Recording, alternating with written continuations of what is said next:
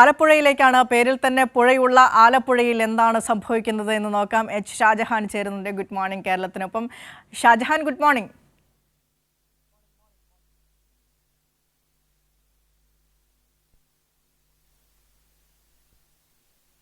മഴയാണ് രാവിലെ എന്ന് മനസ്സിലാക്കുന്നു ഫ്രെയിമിൽ നിന്ന്. എന്താണ് നിലവിൽ ആലപ്പുഴ ജില്ലയിലെ അവസ്ഥ? തീരദേശ പ്രദേശങ്ങളിൽ, മലയോര പ്രദേശങ്ങളിൽ, താഴ്ന്ന പ്രദേശങ്ങളിലൊക്കെ ഇന്നലെ തന്നെ വെള്ളം കയറി തുടങ്ങിയിരുന്നു. കുട്ടനാട്ടിലെ വെള്ളപ്പൊക്കമൊക്കെ എങ്ങനെയിരിക്കുന്നു? മറ്റ് അവസ്ഥകൾ എന്തൊക്കെയാണ്?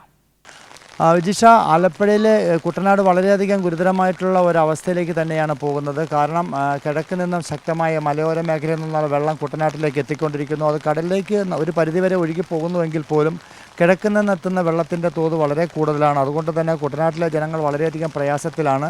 നിരവധി ക്യാമ്പുകൾ ഇതിനോടകം ആരംഭിച്ചു എങ്കിൽ പോലും കുട്ടനാട്ടിലെ ജനങ്ങൾക്ക് വീടുകളിൽ കഴിയാത്ത ഒരു സ്ഥിതിവിശേഷമാണ്. ഉയർന്ന വീടുകളുള്ളവർ മാത്രമാണ് ഇപ്പോൾ കുട്ടനാട്ടിൽ കഴിയുന്നത്. മറ്റുള്ളവരൊക്കെ തന്നെ ബന്ധുവീട്ടിലേക്ക് അഭയം പ്രാപിച്ചിരിക്കുകയാണ്. കുട്ടനാട്ടിലെ ജനങ്ങളിൽ നമുക്ക് മനസ്സിലാക്കാൻ സാധിക്കുന്നത് 2018 ശേഷം 2019 ഒരു ചെറിയ പ്രളയമുണ്ടായി. സമാനമായ രീതിയിലേക്ക് ജലനിരപ്പ് ഉയർന്നു വരുന്നു എന്നുള്ളതാണ് കുട്ടനാട്ടിലെ ജനങ്ങൾ പറയുന്നത്. എന്തായാലും കുട്ടനാട്ടിലെ എല്ലാ വീടുകളും ഭക്ഷണം എത്തിക്കേണ്ട ഒരു സ്ഥിതിവിശേഷമാണ്. കാര്യം അത്രത്തോളം ദുസ്സഹമായിട്ട് അവരുടെ ജീവിതം മാറുന്നു എന്നുള്ളതാണ് നമുക്ക് പറയാൻ സാധിക്കുന്നത്. ഏതാണ്ട് ജില്ലയിൽ മൊത്തത്തിൽ നമ്മൾ പരിശോധിച്ച് കഴിഞ്ഞാൽ ഏതാണ്ട് 28 ക്യാമ്പുകളിലായിട്ട് 1000-ഓളം പേരെ പാർപ്പിച്ചിട്ടുണ്ട്. തീരദേശ മേഖലയിലും നേരത്തെ സൂചിപ്പിച്ച പോലെ തന്നെ അതീവ ഗുരുതരമായ പ്രശ്നങ്ങൾ തന്നെയാണ്. തീരദേശ മേഖലയിൽ മഴ ശക്തമാണ്. കാലവർഷക്കെടുതി അതിരൂക്ഷമായി ബാധിക്കുന്ന പ്രദേശങ്ങളിലൊന്ന് തീരദേശ മേഖല തന്നെയാണ്. കാരണം ഈ പ്രദേശത്ത് ശക്തമായ കടലാക്രമണത്തെ തുടർന്ന് നിരവധി വീടുകൾ അപകടകരമായ നിലയിൽ സ്ഥിതി കൊള്ളുന്നു.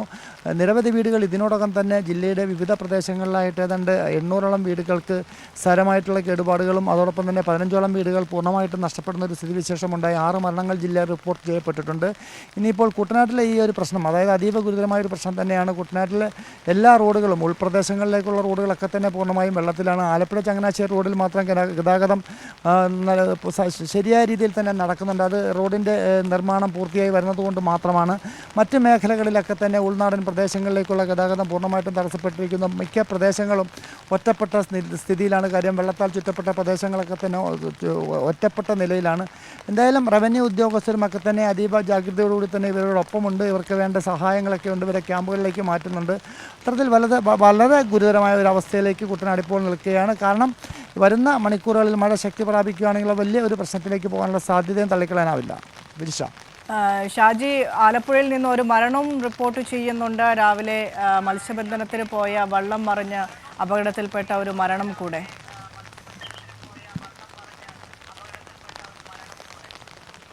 തീർച്ചയായും വിരിഷ, നമുക്കറിയാം മത്സ്യത്തൊഴിലാളി മേഖലയിലൊക്കെ തന്നെ വളരെയധികം ദുരിതമാണ്. കാര്യം മത്സ്യബന്ധനത്തിന് പോകാൻ കഴിയാത്ത ഒരു സാഹചര്യമാണ്.